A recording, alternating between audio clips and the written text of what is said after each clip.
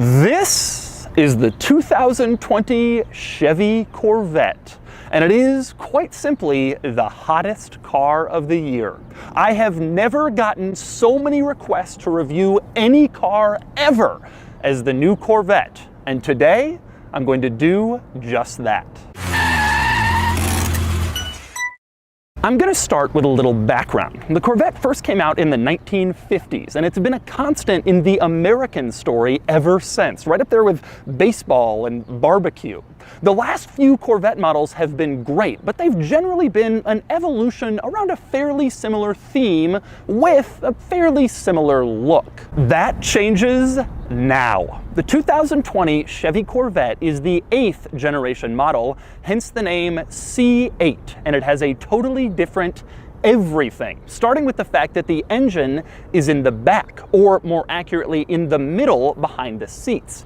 The Corvette has had 70 years of engine in the front, but that's done now. The manual transmission is also done. The only way you can get the new 8th generation Corvette is with a dual clutch automatic transmission. Not that you'll be complaining, because the numbers are amazing. The new Corvette comes standard with a V8 that makes 490 horsepower and 465 pound-feet of torque. And that dual clutch automatic sends it from 0 to 60 in 2.8 seconds. That's a big deal, but here's an even bigger one. It starts under $60,000. Never before in the history of the automobile could you get a sports car with this level of performance and this level of power for this money. And today, you get to find out what else you get. Because today, I'm going to take you on a thorough tour of the new Corvette and show you all of the quirks and features of the most hotly anticipated car of the year. Or frankly, of any year since I started doing this. Then I'm going to get the new Corvette out on the road and drive it, and then I'm going to give it a Doug score.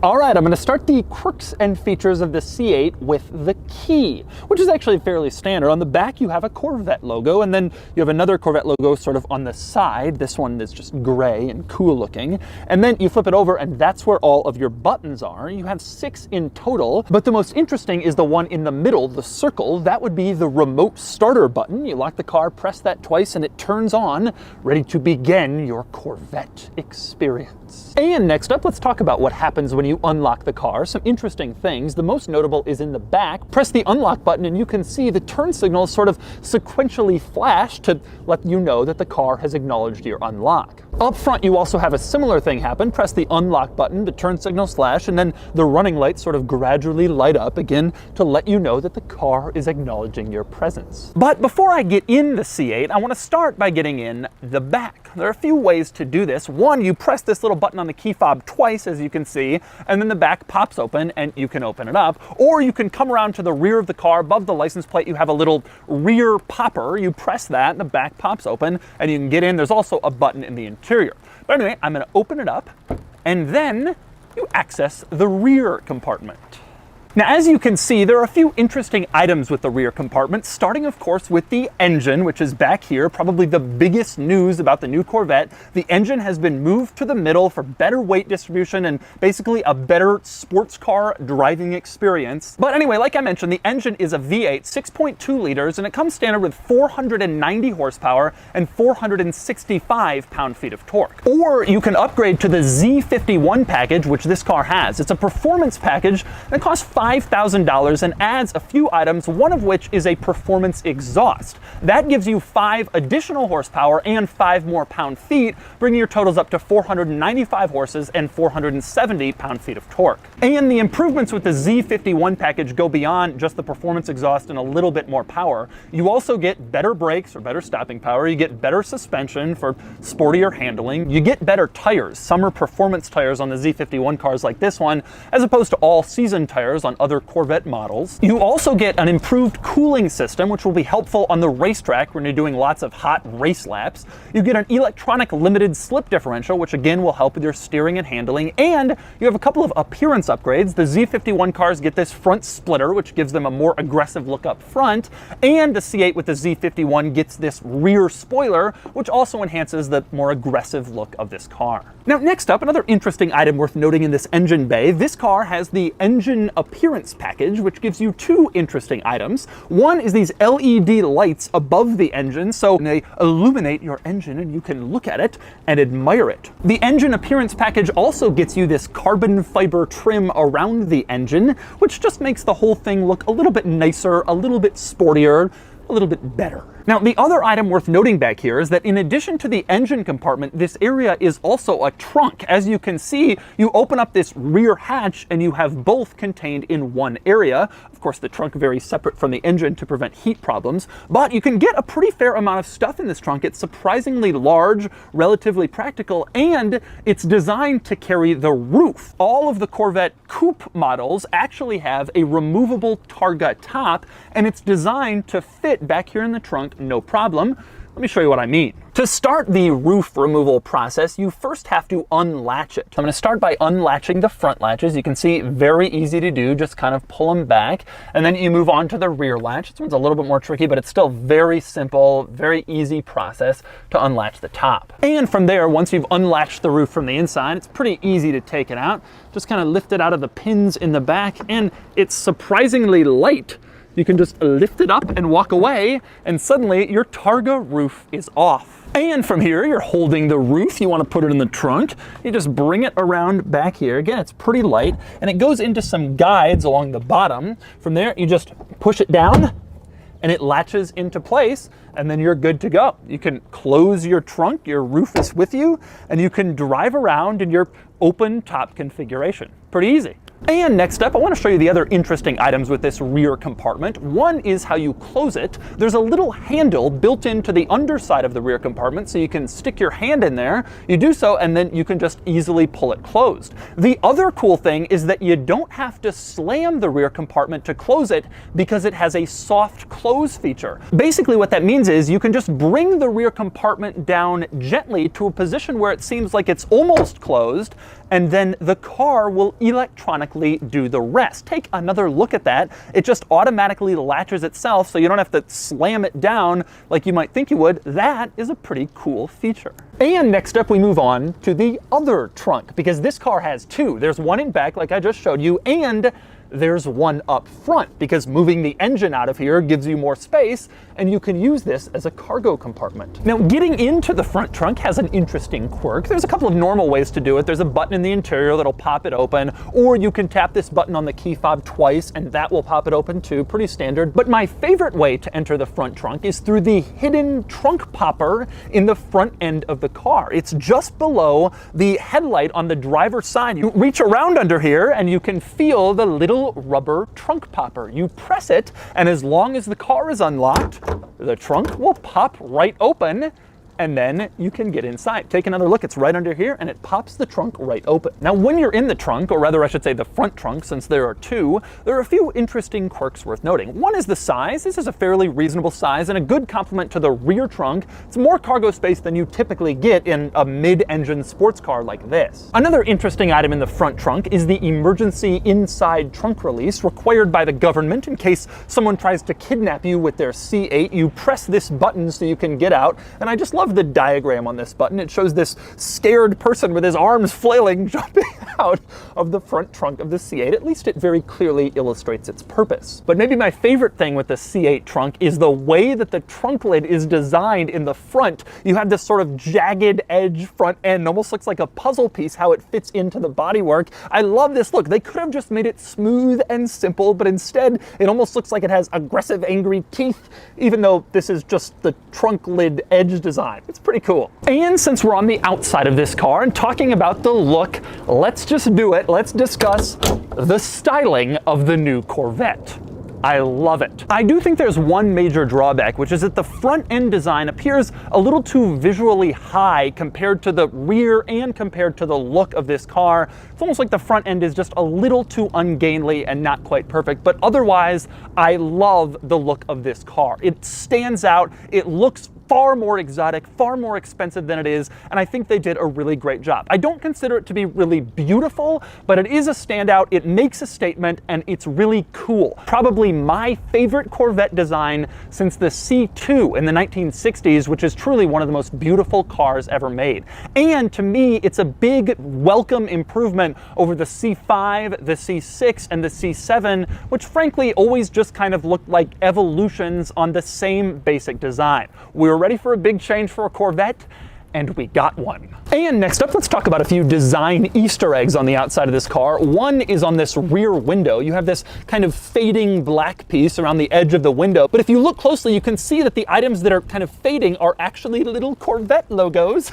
They're all going down the window. I showed you this on the C7 Corvette as well, but the C8 keeps it, and it's a nice little thing. Most people won't notice, but some will, especially if they've seen this video. And next up, if you're like me, you're probably wondering where exactly would a front license plate go? Because most of North America and all of the rest of the world requires a front license plate. Apparently you just pop off this little compartment that says Corvette in the front, pull that off, and then there's a bracket that you can mount on here to put the license plate on. But obviously this car is gonna look a lot better with no front license plate. It's really gonna screw up kind of the visual front styling and design of this car where everything comes to a point. But obviously in some places you have to do it, so that's how you would. And next up, here's another interesting quirk. You can sort of see from your angle, the posts for the mirrors are different lengths. On the driver's side, you can see the mirror post, okay, fine. You go over to the passenger side and the mirror post is actually longer. This is a visibility issue, apparently. If the posts were the same size, then over on the passenger side, the mirror would be too close to the car and the A-pillar could block the driver's line of sight to the mirror. So they stick it out a little bit further, and that's how you get to unequal length mirror posts, something you don't really notice unless you look very closely. And next up, another interesting exterior item with this car is the lighting, especially in back. There's a couple of interesting items. One is the turn signal. This car has a progressive turn signal, which has become popular in modern vehicles. You can see it turns on and then it gets progressively smaller, which is the opposite of most cars where the signal starts small and gets progressively larger, which is how it is on the Ford Mustang, probably the most common car to use this feature. One other interesting rear lighting item is the brake lights. When I press the brake lights, you can see it's not the whole tail light assembly back here that lights up, but instead just these little lights on the edges. And you notice that was also the turn signal. You put on the turn signal and one of the brake lights goes away to become the turn signal. This is still allowed under US tail light regulations. The interesting thing here is you have all this brake light tail light to work with that could light up for the brake lights, but it doesn't. Instead, it's confined to that little area and it shares the lighting with the turn signal. Something I didn't realize until I started playing around with this car. And finally, our last interesting item on the outside of the Corvette is the cameras. In the front, you have a couple of cameras to give you a front camera view, which is becoming more and more common in more and more new cars. And in back, you have a camera you can see mounted above the license plate to give you the rear camera view, which is now mandated here in the United States. The interesting camera, though, is on the top. You can see in the middle, right next to the rear window, there's a camera back there. So what exactly is that for? I'm gonna show you in a second. To do that, we move inside the new Corvette where it's dry and warm. And I turn your attention to the rear view mirror because it isn't a mirror at all. Well, actually now it's a mirror, but if you flip this switch, it becomes a camera display. And of course, the camera that feeds to that display is the one that's mounted on the rear of the car, and that's why it's placed there. And the benefit of this mirror camera is obvious. Instead of having a mirror where you're just looking behind you and you can see seats and bodywork and it obstructs your vision, the camera, your vision isn't obstructed at all. It's a really cool feature. And one of the coolest things about the mirror camera is its adjustability. For one thing, you can change the brightness in case you want it to be a little bit brighter, a little bit dimmer, whatever you decide. You can also zoom in case you just want to see more or closer or less. You can pick exactly where the camera is displaying. And you can tilt it just like a mirror. You can move it up or down depending on your seating position, where you are in the seat, exactly what you want to see. It's a pretty nifty little trick. And next up, we move on to probably this car's most controversial interior item, and that would be the center control stack. You can see there's like a giant line of buttons and switches going down the middle. I counted 20 different adjustments here between all of the buttons and the switches, and they're all just kind of arranged in this one single line in the center, rather than in your usual center control stack arrangement, basically every other car. So let me walk you through this line of buttons. At the very top, you have the controls for the driver's side of things. So the switch on the top adjusts the climate control temperature on the driver's side. You also have a heated seat and a cooled seat there, and a few other controls. On the bottom, you have the controls for the passenger side of things. So you can see at the very bottom, again, there's another switch there for the passenger side climate control temperature. And once again, you have heated seat, cooled seat, that's for the passenger side. Now, there's not arrows pointing to these sides. You kind of just have to figure out that one side is the passenger side and one side is the driver's side, but you'll get there pretty quickly. Now, all of the other buttons in the center are sort of more general climate control buttons. So you have the buttons on the top that direct the airflow. The switch in the middle controls the fan speed. You can turn on the climate control system, turn on the AC, recirculating air, your front defogger, your rear defroster. All your typical climate control buttons are in the middle. So that's what all of those buttons are in the center. It's pretty much your climate control system integrated into one line of buttons and switches in the middle of this interior. And next up, another very notable item with the new Corvette is its steering wheel, specifically the fact that it's not a wheel at all. You can see it's way more squared off than that. The top and bottom are basically squares, and the side is only a little bit more wheelie like you would expect. This is how a lot of race cars are. They have these kind of square-looking steering wheels, and they've adopted that in the new Corvette as well. And next up, another interesting item in the new Corvette is the gear selector. There's no lever, there's no dial you turn. Instead, you have this little pod in the center with all the controls. For reverse, you actually have to lift up this switch, and that puts the car in reverse. Same deal with drive. Behind that, you lift up the D switch, and that puts the car in drive. It's a little bit different for park and neutral because those are just buttons you can press. You can see P for park, you just push it, and N for neutral, same deal, just push it and it goes into neutral. But I guess they want you to put a little bit more effort into going in reverse and drive because those are the gears where the car can actually move. Now, at the base of this pod, you also have one more button with an M on it. That, of course, puts the car in manual mode, and then you can use the shift pedals from there to go through the gears yourself. And next up, some more interesting items in this area. I'm going to start with these three little buttons next to the gear selector. Over on the right, you have a button with a camera marked front. You push that and it pulls up the front camera display on the center infotainment screen. And look at this display. This is so perfect for a low sports car. It shows exactly where your front end is, basically from the top down, so it shows precisely where you are on parking curbs or other obstacles that you might run into. It's a brilliant feature. I wish I had it in my sports car. I love it. And I love how easily accessible it is. You get into it with the push of a button rather than a whole system of menus. And I also feel that way about the next button in this group. You can see the button in the middle here has the front of the car with an arrow. That's the axle lifting system. Check this out. You push that and the front end lifts up almost 2 inches in just 3 seconds. This is the best axle lifting system in the car industry. In a McLaren, you have to go into various different menus and press things, and then you have to wait like 30 seconds for the front end to lift up. It's ridiculous. This car, you're pulling into a driveway with kind of a steep angle. All you do, reach over, tap the button. 3 seconds later, the front end is lifted up so you can clear it. Brilliant feature. And maybe an even cooler feature than the button is the fact that the car can remember locations where it has to raise the axle. So you're going into a gas station you often visit where there's a steep driveway, you can set that in the memory, and then every time you approach that location, the car will raise the axle automatically because it remembers that that's a spot where it has to do that. And the car can store up to 1,000 of these locations. So every problematic driveway in town, you can program into the infotainment system. The car will remember, and the axle lifter will automatically go up when you approach them. Pretty cool. And next up, near those buttons, you have this little stitched piece with the Corvette logo on it. That is a handrest. You're intended to put your hand there while you're using the infotainment system,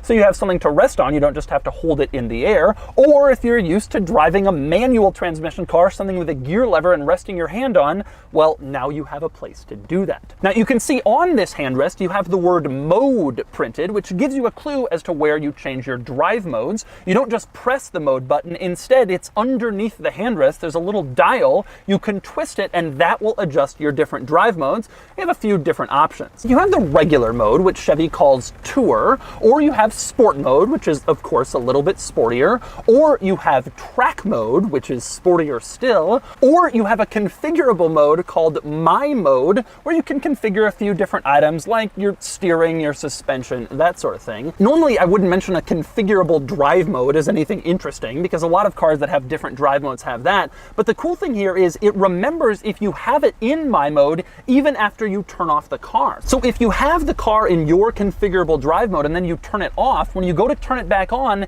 it remembers that it was in your drive mode and it stays in it, so you don't have to switch over to your drive mode every time you get in and turn it on. Pretty good. And next up, another interesting item about the C8 interior is packaging. This is a fairly small interior with a fairly kind of sculpted driver-facing design, and the roof comes off, so you can't put anything up there. And that means they had to kind of move some stuff around in interesting ways. One example of that is the hazard lights, which are actually mounted on the ceiling next to the rear view mirror. You press that, that's how you get the hazard lights in the new C8. Another good example, the dome lights or reading lights. You can't mount them on the ceiling because it comes off, so instead they've put them kind of on either side of the mirror, sort of jammed in there and hidden, but they're there and they work in place, just kind of squeezed in like some other stuff in here. And next up, here's another good example of some interesting packaging in this car, the cigarette lighter. There's no room in the center control stack area for the cigarette lighter, which is where you'd find it in basically every other car.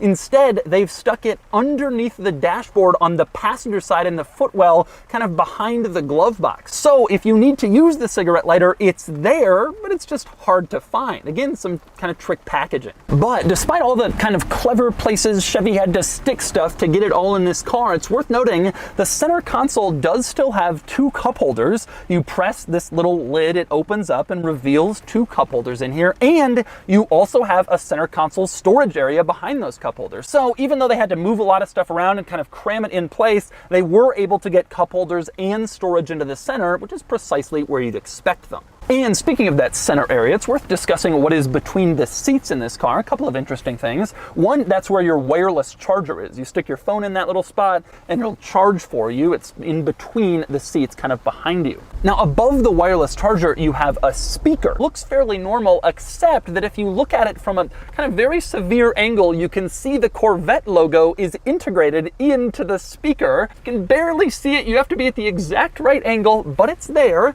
A hidden little interesting Easter egg of the interior. And next up, another notable item in this interior is the climate control vents, which are thin, and I mean really thin. General Motors told me the thinnest climate vents they've ever put in any vehicle. But more interesting than how thin they are is how you adjust them. You have these little switches that you can kind of move around. When you move it all the way to one side, the vent is closed, or you can use the switch to direct airflow. So very thin vents with very minimal controls. Now, in between the climate vents over on the passenger side, you can see there's like a little button there. You push that and that opens up your glove box. So if you're curious how to get in, that's where you have to push. Now, once you're in the glove box, you can see it's fairly standard, just a glove box, nothing weird here, except over on the side, there's an SD card slot. So what exactly is that for? Well, it turns out you use that SD card slot in conjunction with the performance data recorder, which you access through the infotainment system. You go in there and you can turn on a feature that will actually record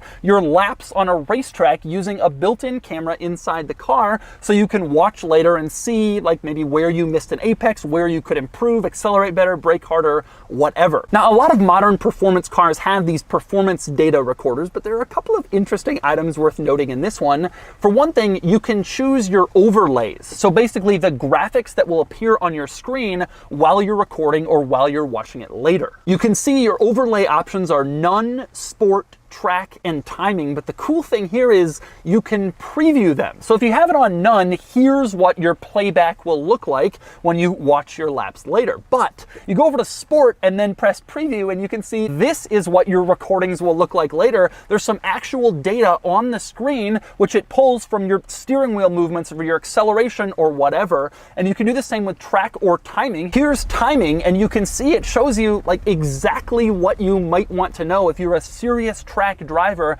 and you want to watch your laps back to see precisely where you hit each corner at what time on the track, all that stuff. It is a pretty cool feature to have built into the car. And another cool feature about the performance data recorder, you don't have to just use it for performance. You can also configure it to be a dash cam that comes on automatically every single time the car is started. It will record. This is a brilliant idea. All cars should come standard with dash cams. It helps figure out what happened if there's an accident or an incident on the road. And it's a great thing to see that Chevy allows the performance data recorder to also double as a dash cam in this car. And next up, a few other notable items with the infotainment system. For one, over to the left of the screen, you have a little knob. That's the volume control for this car. You can see it's kind of out of the way, pretty far for the passenger to reach to get it, but it's worth noting the driver also has a separate volume control on the steering wheel, so the driver has easy access to adjust the volume, but that's the only other volume control in this interior. You can see right next to the volume control, there's a physical button with a house on it. That is the home button for the infotainment system. So if you're deep into some menu, you're lost trying to figure your way back out, just press the home button and you can get there. Now, it's worth noting that those are the only two physical buttons for the infotainment system. Everything else is done on the screen, but you always have a group of icons along the bottom that can immediately take you to the usual stuff, like your climate control, your media, your navigation screen, or right to home. Those are always there. So that also makes it pretty easy if you want to navigate around this system. Now, I recently reviewed this infotainment system in the new heavy-duty GMC Sierra, and it's a pretty similar system to that, so I'm not going to go through everything again. But I will say that this is a very responsive system. The moment you tap it, touch it, whatever, it does exactly what you'd expect, just like you'd expect a smartphone to. And it's all very intuitive, very well laid out, very simple. And next up, I want to talk about something interesting called Z mode. You see this little button on the steering wheel to the left of the horn? It says Z on it. You press that, the Z lights up, which is a really cool look, and then you're in Z mode. So you may be wondering, what exactly is Z mode?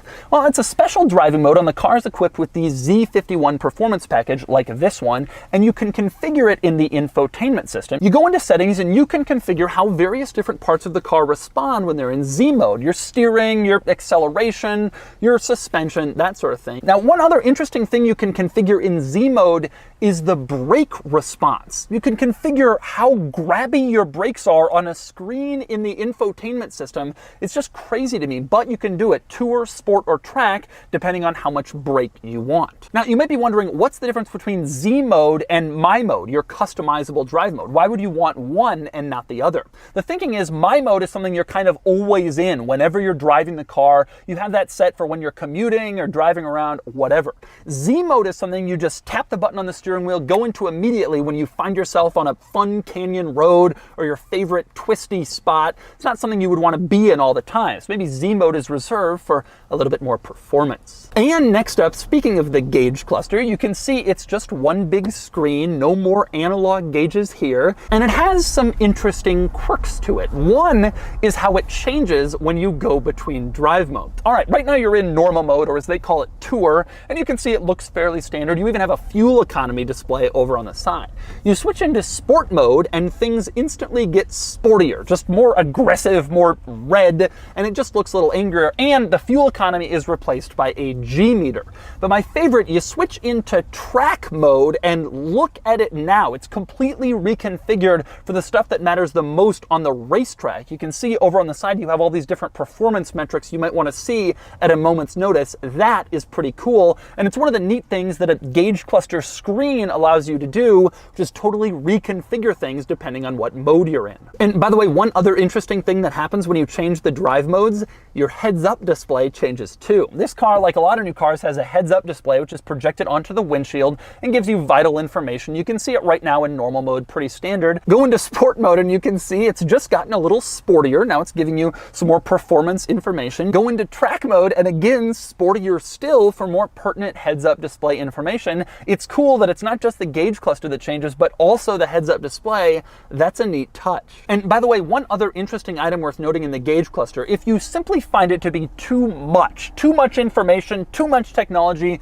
and you want it to go away, you can just go over to simplify, and then the screen will simplify itself. And then you don't have all this kind of stuff staring you in the face at all times. That could be a feature that maybe would appeal to the Corvette's more traditional demographic, let's just say, who don't understand all this newfangled technology. And next up, another interesting item with the Corvette is getting in and out with the doors because they have electronic releases. This is very unusual in the car world, although older Corvette models also had this. To get in on the outside, you kind of reach your hand underneath this little curve and there's a little door popper. You push that and it electronically opens right up. Now, the interesting thing here is this means you can't get in the car if the battery is dead, because then the electronic door popper won't work. Except Chevy thought of that, and there is a manual release. Check this out. You go into this little vent area by the door, you look up, and you can see there is a keyhole in there. You can then easily detach your key from your key fob, and you have to kind of try to finagle it to fit it in there, but you can do it, twist it, and then the door will open manually, sort of a hidden secondary release for the doors. Now, once you're inside the car, same kind of situation. You don't have a traditional door handle to get out. Instead, you push this button, and that electronically releases the door and you open it up from there. But once again, if the battery dies when you're inside the car somehow, you need a manual release to get out, and you have it. In the footwell on both sides, you have this little lever you can pull in order to manually release the doors in case the battery is dead and your little door popper isn't working. And finally with this car, I want to talk pricing. It has been well covered that this car starts around $60,000, which really is an amazing bargain for the money. But most cars won't cost $60,000. This particular one has a sticker price of around $85,000 because it has a lot of options. I'm going to go over a few of those now. If you upgrade from the base Corvette to the 2LT model, that costs about $7,000. And it adds a lot of features you're probably going to want. You get the heads-up display, you get the wireless phone charger, heated and cooled seats, satellite radio, your programmable garage door system on your sun visor. You also don't get navigation on the base model, only if you upgrade to the 2LT. Now, if you want to go further, this car has the 3LT trim level, which adds another $5,000. With that, you get these cool seats. They call them the GT2 seats, and they're a little grippier and nicer than your regular seats. And you also just get nicer trim. The 3LT is more aesthetic stuff. You get a better interior, stitching, suede, everything just looks and feels a little bit nicer. Now, adding 2LT and 3LT takes you up to about $72,000, but like I mentioned, this one has an $85,000 sticker price. One reason for that is that this one has the Z51 performance package, which like I mentioned is about $5,000, and then there's some other stuff too. This car has the magnetic ride control suspension, about $1,900. The front axle lifter is extra, that's about $1,500. You tack on a lot of this stuff, and that's how you get to $85,000 for a new Corvette. But when you look at the numbers on paper, it's still a pretty good deal. And so those are the quirks and features of the new 2020 Chevy Corvette, the C8. Now it's time to get it out on the road and see how it drives. All right, driving the C8. I've wanted to do this ever since they announced it, as everyone has, and I'm thrilled that I have the chance now. All right, first impression of the car as soon as you get inside, it's actually pretty roomy. I drive a lot of these mid-engine exotic cars, and more they all tend to be pretty roomy. It's a lot of tall people buying these cars, and automakers know that. But this one I would say is unusually so. It's got a lot of space. I'm sitting fairly comfortably, and I can actually move my seat back several more inches. And I'm 6'3", 6'4". So if you're a tall person, you can really feel like you're able to drive this car. Now, the first thing you notice when you start driving is there's really good throttle response. Immediacy Even if you don't have to downshift, even if you're just tapping the throttle, you want to get a little bit more speed, just instant. There's good torque, but more importantly, it's just a quick response. And I think a lot of consumers, even if a car is fast on paper, if they don't feel that when they first tap the throttle, they're going to be disappointed with how it feels. And this car, you don't have to worry about that. It certainly starts to go. One thing you notice right away as you start really driving is the transmission is just so smooth. Everybody's going to these dual clutch transmissions now, but this is clearly one of the smoother ones. I'm in sport mode and you really don't feel gear changes all that much. It doesn't hurt. There's no real smash of the transmission going into the next gear. It's all just really smooth and easy. Of course, the car obviously really quick to accelerate. But to me, I mean, all cars are quick to accelerate now. 0 to 60 in 2.8, 2.9, that's insane. That's an amazing number. But everything in this world is kind of in the low threes or whatever. The amazing thing though, to me, the transmission is just so smooth and so quick. And it's really amazing, especially because this is the new Corvette. We're not in a Huracan. We're not in a 488. This is a Corvette. It's Chevy. And it's only 60 grand, 70, even this one at 80 plus. Now, to me, there are pros and cons of the interior. In terms of quality, I really like it. I was not one of the people who thought that the C7 had that great of an interior. When it came out, everybody was like, this is such an improvement. I always thought it was kind of okay.